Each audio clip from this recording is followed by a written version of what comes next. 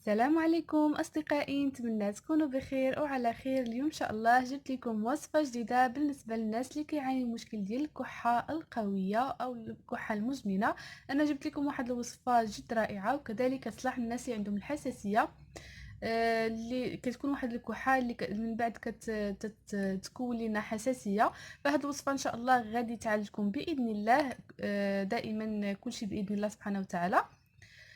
فاليوم هاد الوصفه هذه جيت نشاركها معكم، جد رائعه. فغادي نبداو الوصفه قبل ما نبدا الوصفه عفوا قبل ما نبدا الوصفه كنقول لكم ما تنساوش الاشتراك في القناه بالضغط على المربع الاحمر تحت الفيديو، وكذلك بتفعيل الجرس باش يوصلكم كل جديد ديالي. وكنرحب بالناس الجدد اللي التحقوا بالقناه. كنتمنى القناه ديالي تنال الاعجاب ديالكم، والقناه ديالنا هي للوصفات الطبيعيه. فكيف ما كتشوفوا عندي هنايا وصفه طبيعيه جدا 100%. بالنسبه للعلاج ديال الكحه غادي نبداو الوصفه على بركه الله بلا ما نطول عليكم. كيف ما كتشوفوا عندي هنايا واحد جوج ديال المكونات. المكون الاول اللي هو القرنفل كيف ما كتشوفوا، والمكون الثاني اللي هو الزعتر. فالطريقه مهمه اننا نعرفوا الطريقه اللي غادي نشارك معكم في هذا الفيديو.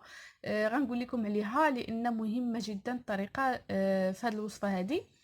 لان القرنفل عندنا الحدود ديالنا في القرنفل خصنا نعرفوهم، لان خصنا نستعملوا واحد الكميه اللي بسيطه باش ما نديرش لينا شي عوارض اللي ندموا عليها من بعد. هاد الوصفه هذه كيف ما كتشوفوا عندي قلت لكم هنا القرنفل والزعتر. الطريقه غادي نبداو على بركه الله. كيف ما كتشوفوا غادي ناخذوا عندي كاس كبير بهذه الطريقه هذه، اللي هو هذا الكاس اللي كنشربوا به الماء، كاس ديال اللي كنشربوا فيه الماء. غادي ناخذوا 3 ديال القرنفل. انا هنايا صايبت الوصفه وبغيت نشاركها معكم. غادي ناخذوا 3 ديال الحبات ديال القرنفل بهذه الطريقه، 3 ديال الحبات ديال القرنفل. وغادي ناخذوا نصف ملعقه صغيره، نصف ملعقه صغيره يعني نصف ملعقه ديال القهوه ديال الزعتر، نعمروها بالزعتر. نصف ملعقه صغيره ديال الزعتر، وثلاث حبات ديال القرنفل، ثلاث حبات قرنفل. غادي نحطوهم في كاس كيف ما كتشوفوا كبير بهذه الطريقه، ونديروا عليهم الماء يكون دافئ، ماشي سخون ماشي ساخن، يعني ماشي مغلي بزاف.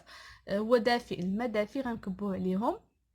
وغادي نخليوه تقريبا واحد المده ديال ساعه، وهو فيه هاد المكونات اللي هي الزعتر وثلاثه ديال حبات القرنفل.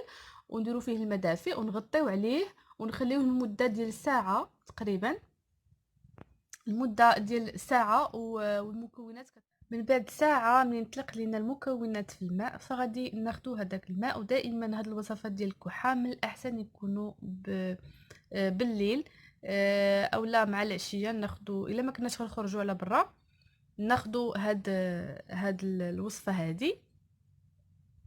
من الاحسن يكون بالليل قبل النوم هكذا، لان ما غاديش نخرجوا على برا باش ما يعاودش يضربنا البرد على هاد المكونات هادو. من الاحسن تخاد الوصفه بالليل قبل النوم.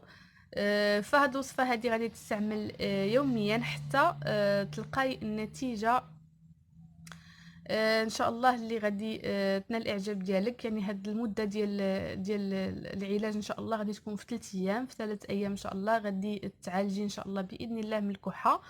وحتى الا عندك شي حاجه لداخل في الصدر ديالك كلها غادي تخرج، يعني غينقي لك الصدر هاد الوصفه هذه. والناس اللي عندهم الحساسيه غادي يتخلصوا منها نهائيا، لان هذه الوصفه هذه رائعه رائعه جدا لهذا المشكل ديال الصدر. يعني كتنقي الصدر نهائيا من كل المشاكل ديال البرد. كنتمنى ان هذه الوصفه تجربوها وتردوا عليا الخبار، وكنتمنى لكم الشفاء العاجل. والى اللقاء، وان شاء الله نتلاقاو في فيديوهات جديده باذن الله. ودائما كنقول لكم ما تنساوش تشاركوا في القناه وتفعلوا الجرس باش تقدروا توصلوا بالجديد ديالي. كذلك دائما كنشكر الناس الجدد اللي التحقوا بالقناه، وكنشكر كاع الناس اللي كتشجعني، ودائما الناس اللي مازال يعني كتفرج في القناه ديالي. ودائما كنجيب لكم وصفات اللي هي طبيعيه 100%، وصفات الاجداد ديالنا وصفات اللي يعني مجربه ومتاكده منها، عاد كنشاركها معكم. كنشكركم بزاف. بالنسبه للناس اللي ما كيقدروش على هذا المشكل ديال هاد الاعشاب هذا، يقدروا يحليوه بملعقه ديال العسل، تكون عسل النحل من الاحسن.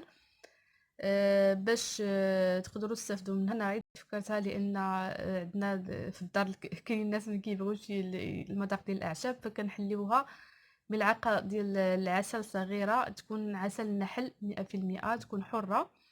كنتمنى لكم التوفيق، وان شاء الله نتلاقاو في فيديوهات جديده باذن الله، والى اللقاء وبالشفاء ان شاء الله.